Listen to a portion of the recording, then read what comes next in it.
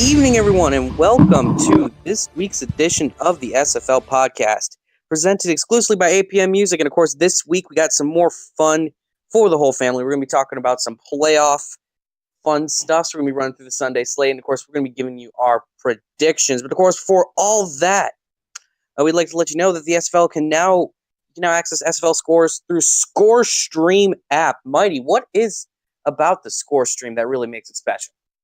Well, ScoreStream is an app that folks utilize to find games that are currently going on in their area, and it's keep stats of the current game, innings or quarters, scores, and in-depth statistics, points or rebounds or assists or hits and all that good stuff. Well, guess what? Now, when users of the app or flipping through it, looking at local scores, your favorite SFL local team will be popping up as well. So if you're in the Houston area, the Hyenas will be on there. If you're in the Tallahassee area, the Pride will be popping on ScoreStream. So that's a great tool for people that don't know about the SFL to stumble upon us and be like, hey, what is this Pride game going on? And see, oh my gosh, it's Christian sent to Kenny G. So kind of thing like that. So that's exciting to have and to be able to reach a group of people that haven't known about us yet. Absolutely. And also, if you just don't have time to tune into SFL streaming, I know I can't tomorrow. I have a birthday party to be off at. This is going to be a great way to keep in check with all the SFL action. And of course, also, we have some great playoff action going on right now. Things are getting intense. I'll tell you that right now. Here's the funny little thing. If the playoffs were to start right this second, let's say the SFL only had the 9 weeks. So currently, out of the Eastern, the top two there would have been the Tallahassee Pride, Mexico City Aztecs. From the Central, we would have the Tulsa Desperados and the Sioux Falls Sparrows. Out of the West, we've now taken the Alaska Storm and San Antonio Vaqueros. That's a nice little thing to say right off the tongue right there. And of course, for our 4 wild cards, we would have Houston, Queen City, Indianapolis, and of course, finally to round out that whole bunch, I'm pretty sure we would have Atlanta, if I'm not mistaken. So, Mighty, really, what is going on with this whole playoff thing? And is there anything interesting that you've seen? Well, yeah. First, let me start off with Vancouver Legion, because they're sitting pretty. And you're like, how are they sitting pretty there? They're way down there in the Western standings. Well, the next 3 games they have are all conference games against teams. Well, 2 of the 3 are against teams that are currently in front of them or teams they've already beaten. Now, mind you, they've swept the Sharks, who are directly in front of them. They play Houston this coming week, and it's a big-time game because if they're able to take care of Houston, that'll be a conference win. Now knock Houston down a peg, and they end their season against the Alaska Storm at home. So if they're able to rattle off 3 straight wins, that'll put them at 6-6 in the Western Conference, and right there in the mix to make Wild Card Wednesday. So, they have a saying. What's that saying? They hold their future in their hands. Well, guess what? That's exactly what's going on with Vancouver.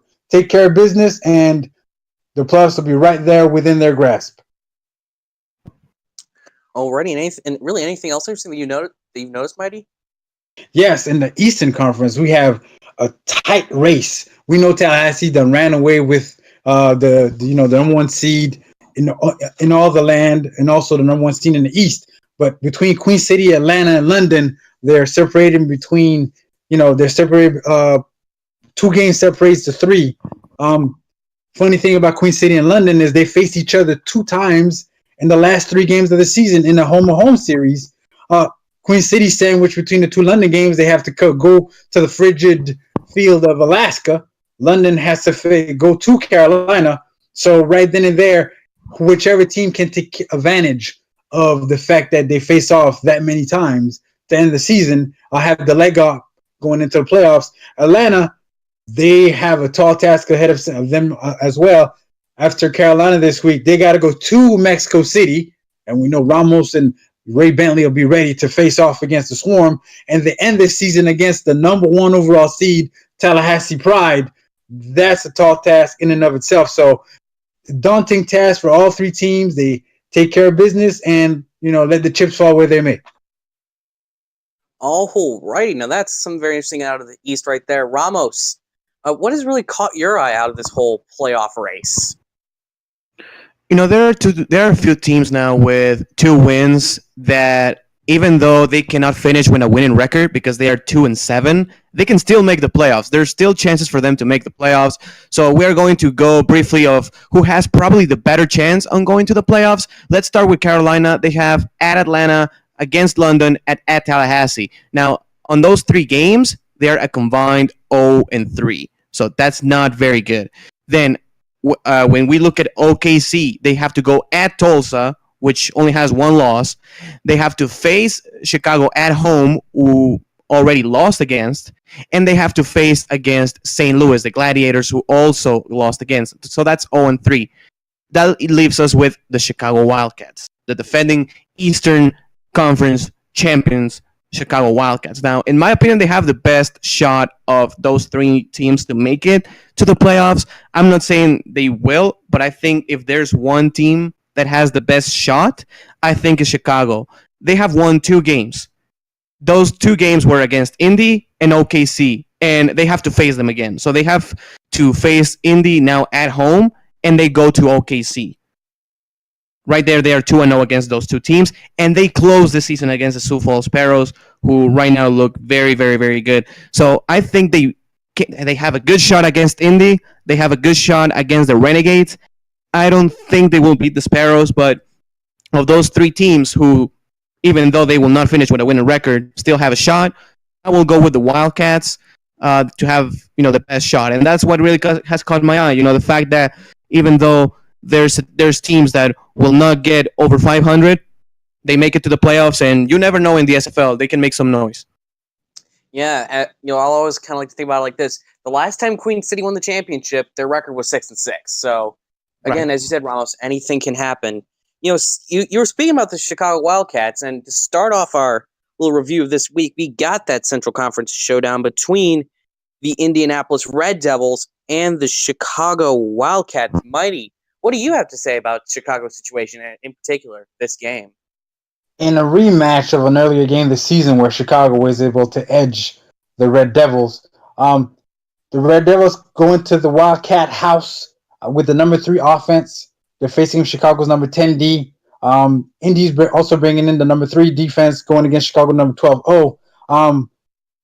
Indy's pass offense is top 5 in the league. Their run offense is close to the bottom at number 16. And Chicago's run offense is right next to Indy's at number 17, but they have the number 1 pass defense in all the land. But they can be run on. Now, Indy's run offense has been struggling for most of this season. That's where Chicago can be had. That's where earlier this season when they faced off, they tried to attack Chicago's strength, and it was a recipe for disaster. Chicago's pass defense has kind of tailed off as of late.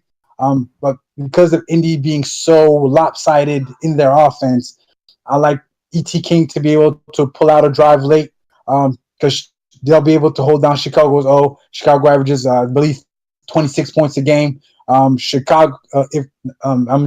averages 26 points a game. Chicago will be able to hold that down to the high teens, and that's Chicago's wheelhouse there. I believe another close game where Chicago could pull this out 20-17. Okay, so having faith in the Wildcats, I can tell right there. Next, we're going to be heading out east for another crucial game between the Carolina Skyhawks, who essentially are in a regular season playoff game, against the Atlanta Swarm, who are now trying to crawl back into some more stable playoff ground. Ramos, what do you have to say about this sort of Eastern Conference brawl?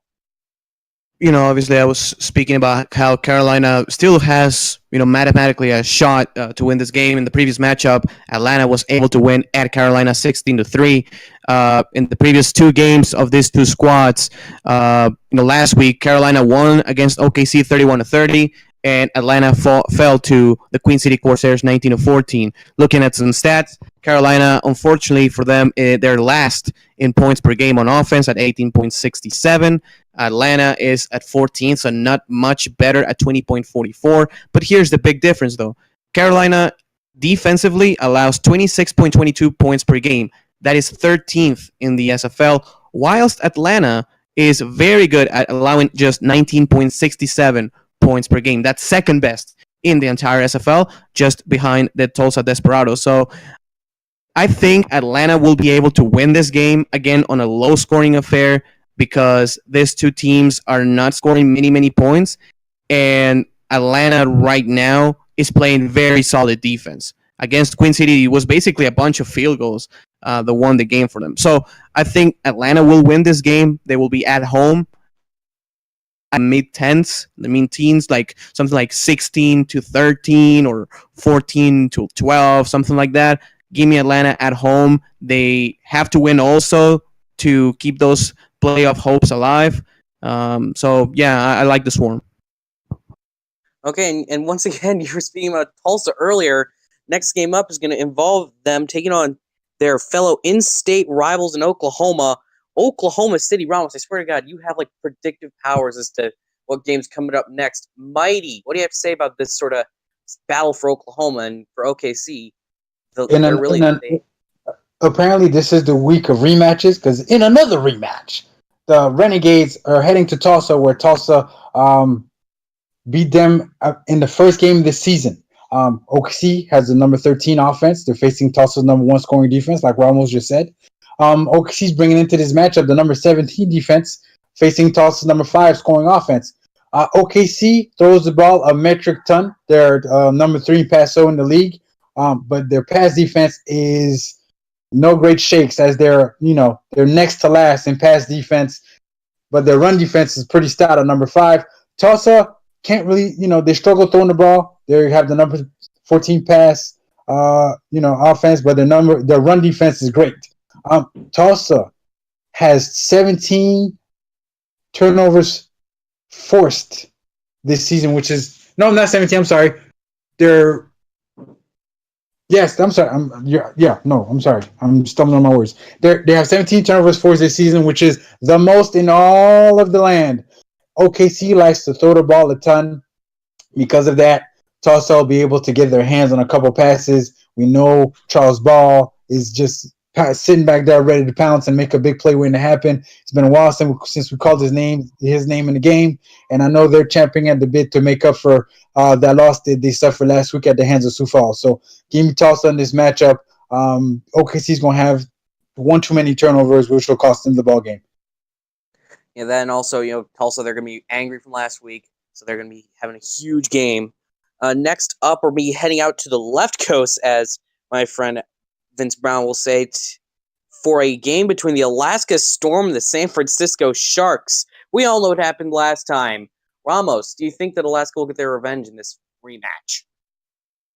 Yeah, all I know is that Mighty was sleeping like 30 minutes a day game planning for this game. I don't think Alaska will be swept by the expansion San Francisco Sharks. I really like the Sharks. I do. I think the Sharks are playing really good ball. Their offense is really coming together. At the same time, last game between those two teams, San Francisco won 27-20. Alaska won against Houston last week, 40-37. San Fran won against Dallas, 38-31.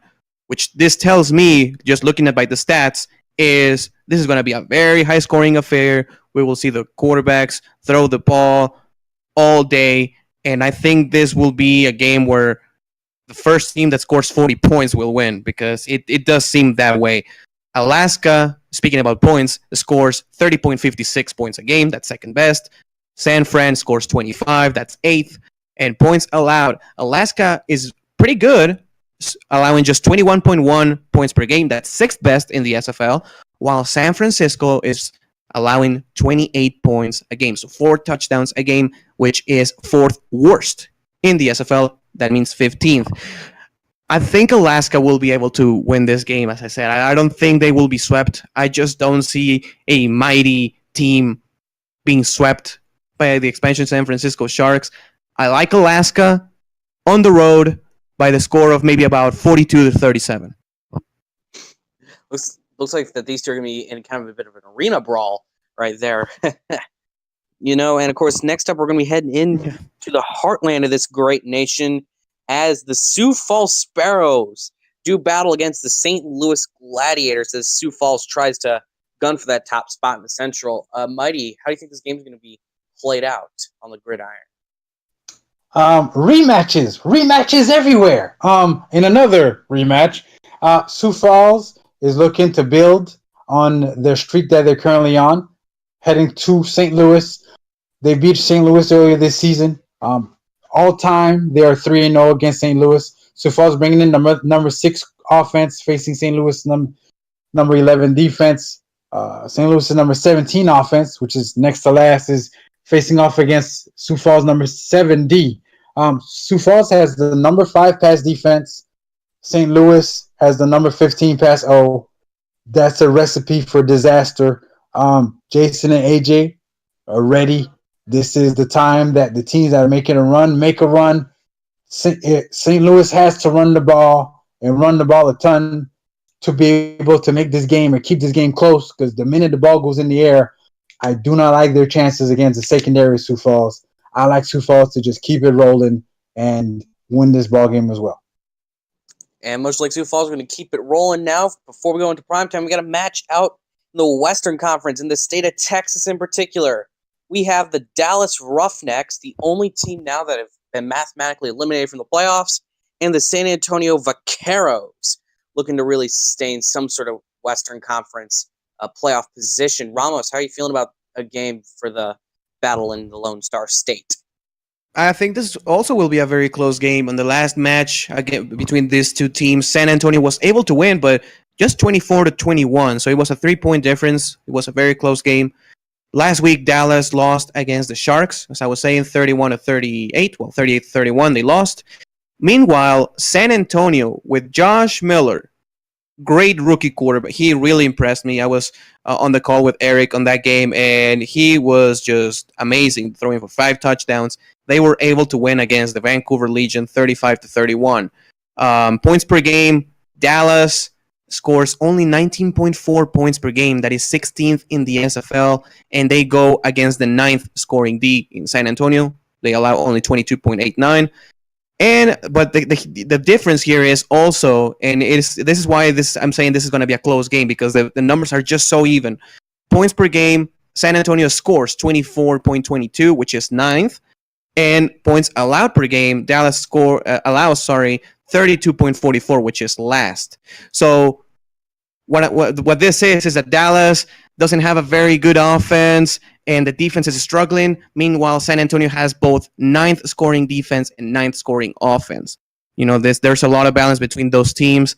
I think San Antonio will be able to win and sweep the Roughnecks this year. I like them at home. They know they have to win to keep those playoffs hopes alive. After they won against Vancouver, they're looking like they will be in the playoffs. Dallas obviously is trying to play spoiler, but I think that San Antonio at home will prevail about 28-24. Alrighty there, and now we go into some primetime football, as they say, starting off with some Sunday night football between the Tallahassee Pride, undefeated, clinched top seed in the East, versus the Mexico City Aztecs, second in the East. Mighty, what do you have to say about these two Eastern Conference Goliaths? Well, the fans have selected one heck of a ball game, because this one here I could see coming down to the wire. Tallahassee is 2-3 at Mexico City. They're 4-3 overall against the franchise in Mexico City, but they have a losing record against Mexico City on the road. They have the number 1 offense facing off against Mexico City's number 5. Mexico City's number 15 has to face Tallahassee number 8 defense. Tallahassee has the number 1 passing offense in all the land. Mexico City's pass defense is number 2, especially now with their gargantuans they have in the secondary are now all gold. Oh, I love gold. Tallahassee's going to have to come to play this game. The running backs are going to have to stay involved to be able to afford Christian to have 3rd and shorts as opposed to 3rd and longs. Because 3rd and longs, because that secondary, Kenny G and Duke Wilson are great. But having to face that Mexico gold secondary could become problematic if it's something they have to go against on a regular basis. With all that being said, you got Ray Bentley having to face a starless second level of Tallahassee defense. I see Ray Bentley just going to keep it going. Mexico City keeping it close late, and that star kicker coming in handy. Give me Mexico City being able to pull this one out. Like a 21-18 or a 24-21 kind of ball game. Okay, and you know what? Since your predictions have been kind of right about us recently, Mighty, I'm gonna take that as a good note. Ramos, my boss, how have you been really preparing for this game against Tallahassee? This is obviously two teams that are pretty different from the last time we faced off. As Mighty was saying, the secondary is really coming together. We are number 2 in passing defense. Our run defense is really coming together as well. At some point, I think we were last or second to last. And, throughout these few weeks, we were able to contain BDG Hollywood and Spencer Meyer, all those guys to, lesser production as we were doing probably the first 4 or 5 weeks of the season. I think we have a good shot. I think we have a good shot at home if we can just kind of avoid that defensive line, which is easier said than done. But I trust my QB. I trust the running backs. The wide receivers are low-key playing really, really solid. Sorry. We have also those linebackers who are just stopping runs left and right. So I think we have a good shot. I'm going to call, the score. I want to say, score or anything. I have a dog in the fight, but I will say we have a decent shot at, pulling the upset against the Tallahassee Pride, who look pretty darn good, I have to say. But yeah, I mean, this is a win that we need to get because we have the Swarm and we have the Corsairs and we have all those guys right behind us. So, may the best team win. And let's hope that we're the best team there, Ramos, right? Hopefully. Anyways, we're going to be moving on now to some Monday Night Football between the Houston Hyenas and the Vancouver Legion. Mighty, what are you to expect from these two Western Conference foes? Well, Houston holds the edge in franchise wins 2-1. Albeit they're 0-1 on the road against the Legion. Houston brings in the number 7 offense, facing the Legion's number 16 defense. The Legion's 10th offense is facing Houston's number 4 defense. Houston brings in the number 2 rushing attack. The Legion's run defense is actually pretty good. They're number 4 in the land. Their pass defense is still dead last, though. Houston last week has shown they have the ability to get some big pass plays off, as I think they had 4 pass plays that went for 30 or more last week against the Storm. Tom Pepper is going to have to come play this game, and he is going to have to play well against a stingy defense of the Hyenas. I don't know if he'll be able to do that, especially if the downs aren't manageable with the struggling running offense that they currently have. Give me Houston for the win. Okay, now Ramos, do you agree with Mighty on that one? I don't know. Let's see what you think. I like the Hyenas. I do like the Hyenas. I think that DR Sim and them boys will be prepared. I just like Houston. I don't know. I just think that Houston in this type of ball games with Eddie Gage and all those guys will be able to keep it rolling. I like the Hyenas. I think it's going to be low scoring because of the good defense that the Hyenas have. And, Vancouver, even though they did allow those passing yards and the passing touchdowns to the San Antonio Vaqueros last week, I think they will be able to clean some of those issues. But I think that at the end of the day, DR Sim and them boys will be able to just make one more play than the Vancouver Legion. I like the Hyenas around probably 16-10. Okay, so we're giving that sweep to Houston. And now, of course, before we go into predictions, we got tonight's game. First up, we're going to be looking at the London Knights playing the Queen City Corsairs in a crucial Eastern Conference playoff race game. Mighty, what is really to say about this sort of situation for these two teams? Oh my goodness, it's not a rematch. That's my first observation. My second observation here is you have London's number 11 offense facing off against Queen City's number 12 defense. Queen City brings in the number 4 offense, though, facing off against London number 14 defense. There is one key stat for both teams that is basically the tail of the tape. Quinn City has the number 3 running offense, powered by Ash Odom. London has the number 18. That means dead last in the SFL run defense. That's a problem, and I don't know if London has the pieces tonight to fix that. And if they're not able to keep Odom under wraps, it keeps the down and distances short for AJ Caswell to pick him apart, get the ball to Mike Daggs and Chris Curtis and the rest of those. Not Daggs. Mike Daggs and Chris Curtis and the rest of those guys. The only way London can pull this one off is just like last week. They need some explosive plays and special teams, and they also need Godspeed and Giacomo Jones to lose their minds and just take the top off the defense on a regular basis. And that's the only way London will be able to keep it close. If those receivers don't dominate and they don't get 1 or 2 special teams touchdowns, I do not see a way and cannot fathom a way for them to walk out of this game with the W. Alrighty, and finally, before we go to picks and upsets, Ramos, do you agree with Mighty here, or what do you think about this whole thing? Right below you in the Eastern Conference. I will agree with Mighty on that, and I think, and my takeaway is that I have seen this movie before, where Quinn City late in the season starts winning ball games, and they continue to win ball games, and they cannot stop winning ball games. Last week, obviously, they won against Atlanta, 19-14. It was not pretty, but they got the job done. And for me, it's a game where, obviously, football is a game of mismatches, and this is a huge mismatch on both sides of the things, and whoever can exploit it the most is going to win this game.